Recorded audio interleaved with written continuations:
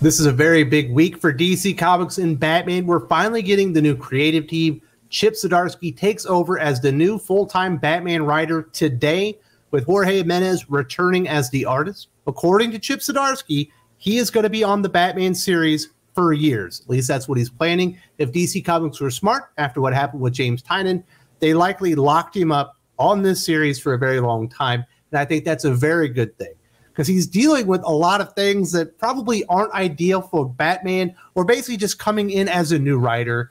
You have still the remnants of Tom King's Batman run, the Selina Batman relationship still hanging out there despite Batman Catwoman finishing last weekend. We have the James Tynion run where he essentially stripped Batman of his cash. Essentially, Lucius Fox and his family stole Wayne Enterprises from him, and now he's only a millionaire instead of a billionaire. That's kind of hanging over him. And then we had the very short abbreviated run by Joshua Williamson, which I know he was likely hamstrung because he wasn't expecting to be the full-time Batman writer. He was likely getting ready for Dark Crisis. James Tynion decided to take his wares over to Substack and do some limited work at DC Comics, had to give up the Batman flagship title. Next thing you know, Josh Williamson's doing the Shadow War event, like crossover between Robin and Deathstroke Inc. And they're like, well, Batman was going to be there anyway. You're the Batman writer. I imagine that's kind of how it happened. So I think it's good to get some stability for Batman. It feels like with this very first issue, Chip Zdarsky goes out of his way to kind of address a few of the overhanging plot threads that are basically sitting there for Batman in a very smart way, but definitely taking the series in a very clear direction. This is a very, very strong opening issue for Chip Zdarsky on Batman. Very strong. There's one thing I have an issue with. We'll get to that. But for the most part, it feels like he's got a real idea what he wants to do with Gotham, what he wants to do with Batman, and some of the key surrounding characters. So I was very happy with this very first issue, Batman 125, Chip Zdarsky's debut on the series. We've got more changes coming for Batman very soon. We're going to have a new Detective Comics writer, so that should be very exciting. I think Ram V will do a very nice job separating Detective Comics from Batman, but also staying true to the character. So let's talk about this. We're going to hit the spoilers, but I want to put this out there, actually. There are a couple of events in this comic book that are very big. There's some really big reveals at the very end that I don't want to spoil. So I won't go into too many spoilers, but I will talk about the story. And also, if you are a comic book collector and you like CGC graded comic books and you're interested in the Batman series, specifically this comic book, you're going to want to wait around to the very last 2 minutes of this video, because I'm going to talk about a special deal from Comics Elite that you may be very interested in. So let's get into Batman 125 by Chip Zdarsky and Jorge Jimenez, which is very, very good. Highly recommend. This is a key issue because we do get introduced to this new big villain that Chip Zdarsky has been talking about within Batman. If you see the cover that was leaked last week, you'll know kind of what Failsafe looks like. This is another one of the covers that they delivered that kind of gives you a hint at what Failsafe is. And Failsafe shows up on the very last page. I'm not going to show you that. Like I said, I don't want to give away too many of the cool things happening here. This character has been described by Chip Zdarsky as being a new Doomsday-like character for Batman. Obviously, Doomsday killing Superman in the past. I don't particularly see those parallels between the character and Doomsday, but I certainly do see the parallels between that character and Ultron. So I think that is probably a more apt description. This is the new Ultron for Batman, and he should be a very formidable opponent in the months and possibly a year or so ahead. We also got some teaser images, and it looked like the three Jokers might be involved in this story. It also looked like Alfred might be alive. Not surprisingly, those are red herrings. It kind of opens up with a dream sequence, although the opening scene with Alfred, you see the beepings in that image, if you've seen it, that ties directly into Failsafe. So I guess that was a teaser for Failsafe, that when you see these red beeps, bad things are about to happen, because that is essentially the calling card, at least that we know of at this time, that Failsafe is arriving. And we do get one page of Bruce trying to contact Selina early on in the comic book, but she's with her new boyfriend. I forget his name at this point. So hopefully, my hope is that moment is the end of Batcat, at least in the Batman ongoing series. And then we get into the meat of the story. And what is happening is there is a murderer out there in Gotham that is targeting the elite of Gotham, the richest of the rich. Of course, Batman, well, not Batman, but Bruce Wayne will come under the purview of this killer. And he gets a call to action because there's something going on in a giant tower within Gotham. And we get this great scene. And this is one of the things I'm most excited about this series in particular. In my personal opinion, I think Chip Zdarsky, one of his great strengths, is fully utilizing and recognizing the artist that he's working with. Because as good a writer as James Tynion is, and his opening few issues of his Batman series are actually quite promising, he never really, in my opinion, utilized Jorge Jimenez, one of the best comic book artists in the industry today, as well as Chip Zdarsky does for these 3 pages. It's wonderful action, really sets the tone, an ominous tone for Batman.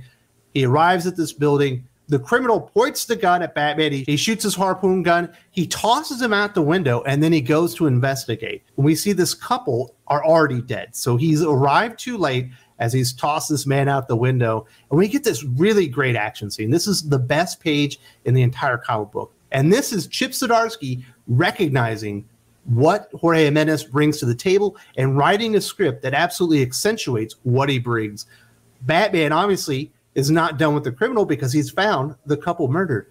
And he reaches through the glass and rips him back through. It's a jarring image. And if you were a criminal and this happened to you, you would be absolutely terrified. And it feels like Chip Zdarsky is really embracing what makes Batman unique within the DC Comics universe.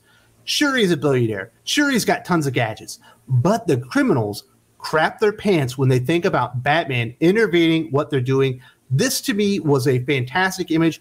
Those 3 pages in sequence really tell me that Chip Zdarsky and Jorge Jimenez are going to work beautifully together, just as well, hopefully, as Chip Zdarsky and Marco Checchetto working together on Daredevil over at Marvel. And then we see something we rarely see within the Batman series itself. We never get to see Tim Drake.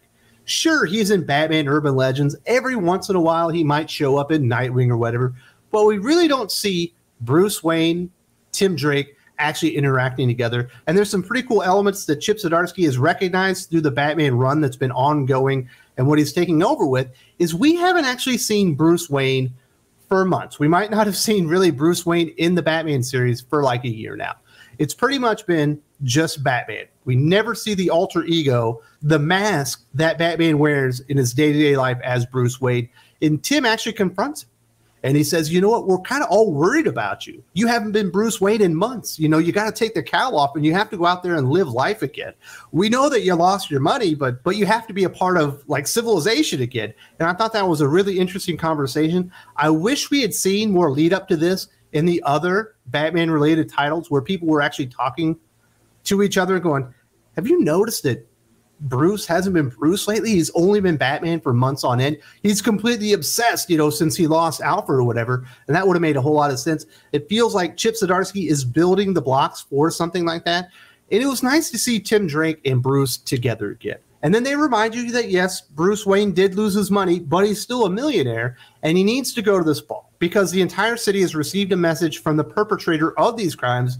Shockingly, it wasn't the lackey. It's actually a big name, known criminal within Gotham. This is my only issue with the comic book. Really, it's the characterization of Penguin, who is the villain that's hunting down Gotham City's high society and the elites that are very rich. And this is what Penguin says in the message that he sends out to the city. I'm killing anyone in Gotham who has inherited over $5 million unless they give that money away to the people of this city. If you die and your family inherits the money, I'll kill the family.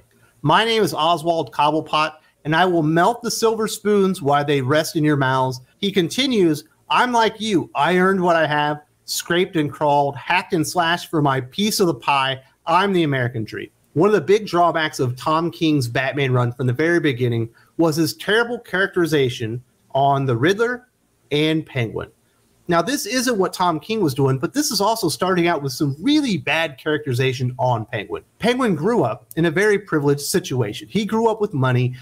Everybody in Gotham knows who Penguin is. They know who Oswald Cobblepot is. They know that he's being disingenuous. No one would ever believe him. And it just doesn't feel right, and it doesn't make sense coming out of Penguin's mouth. Now, it is revealed to be somewhat of a ruse by the time we get to some of the big reveals at the end, but still, it just doesn't make sense, and it was just stupid. Like, nobody would ever believe that in Gotham City, and I thought it was just a bad take on Penguin. Not as bad as Tom King's Penguin that ate raw, whatever. He thought he was a real penguin, kind of like Tim Burton did in the movie. Although, there's a reveal in here about Penguin that maybe he's following in the Tom King Penguin playbook, I guess. But that's the one thing holding this thing back from being like a 4.5, 5-star comic. This is like a 4-star comic. Like, I highly recommend. If it didn't have that stupid bit of characterization, they could have manipulated it and made the scene make more sense within the character of Penguin. So I didn't particularly like that. As I said earlier, I don't want to give too many spoilers away about the comic book itself because it's really good. But something very bad happens to Tim Drake in this comic book. So it seems like maybe he's going to be okay. But what I think Chip Zdarsky is doing is laying the groundwork in forcing Batman to be Bruce Wayne, because he's going to need to go and check on Tim and make sure that he's doing okay. And hopefully everything ends up all right with the character. But I think Chip Zdarsky is being very smart and making Bruce have to be a human again and go out there and show the ones that he loves, that he cares, and really go out there and try and make an impact in their lives and maybe do something more interesting with some of these overhanging plot threads that are really just sitting there that haven't been really fully explored by some of the other writers. So I thought that was really smart. We get a massive reveal, big time swerve involving the Penguin and everything that's happening. So that was pretty interesting. And then obviously we get Failsafe at the end, which I guess is the big cliffhanger in the comic book, which I think is really interesting. Not sure where it goes yet, but I do know some things about Batman 126, and it's only getting better. So I'm very impressed with this comic book. I think Batman fans are going to be really, really excited about this. I think they're going to be really happy, and it feels like, in my opinion, that Chip Zdarsky is utilizing Jorge Jimenez and his artistic abilities at a higher level than I think James Tynion was. Sure, there was some action there, but I think he was really putting, specifically in this issue, Jorge in some great positions to really show off a lot of the talents that he has with that pencil, really laying down some great pencil work in this. It's a beautifully illustrated comic book. Now, I mentioned at the beginning of the video that Comics Elite had this special cover that they're offering right now, CGC graded, for Batman 125. This is their first ever CGC certified print run on the label. The artist is Miko Suyon, who's a wonderful Filipino comic book artist, does a lot of really cool designs. These are virgin foil variant, limited to only 300 covers each. Comics Elite only have 150 of each cover, with only 140 of each available to the public for sale, and 10 copies being held back to guarantee 100% order fulfillment. The remainder of the covers will be destroyed by CGC and videoed for proof. These are going to be highly sought after collectibles. This is a key issue. These are graded, but they are going to cost you a little bit of cheddar. For one of these covers, CGC graded, it's going to cost you $149.99. If you want the set, if you want both of them, it's going to cost you $249.99. Definitely get to comicselite.com if you're interested. I imagine the supplies aren't going to last too long on this one. This is a key issue. Failsafe feels like it's going to be an important villain. At least that's what Chip Zdarsky and DC Comics are telling us. Me personally, I'm not going to spend $150 on a comic book, but you comic book the way you want. And if you're interested in it, definitely go to that website and let them know that you want that and get there before they sell out. Now, if you're not sold on Chip Zdarsky yet, you're like, you know what? The issue was okay, but I'm not just sold on Chip Zdarsky. I don't think he can handle a character like Batman. Well, he can, because he's been writing Daredevil with Marco Checchetto as the artist for like 3 years now. Well, maybe not quite that long, but they just wrapped up an event. It's been spectacular.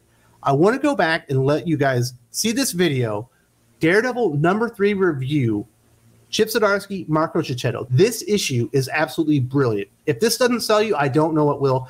And if you haven't read this and you want to see what Chip's capable of, go back and check out his Daredevil run. It's superb.